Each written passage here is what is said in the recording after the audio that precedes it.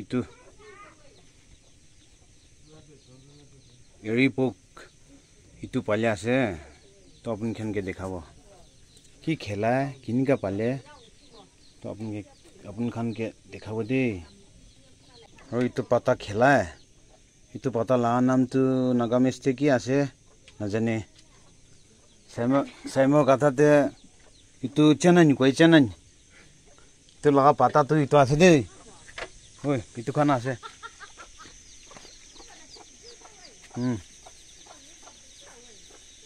ইটো খান খেলাইছে কইলে জাতি ডাঙৰ হৈ যায় দেই 2 সপ্তাহ নিচিনা পালিছে কইলে মন ডাঙৰ হৈ যায় আৰু ইটো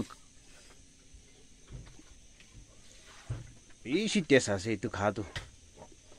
সব মানুহ খাই থাকে তো আপুনি খান বি জানি থাকিব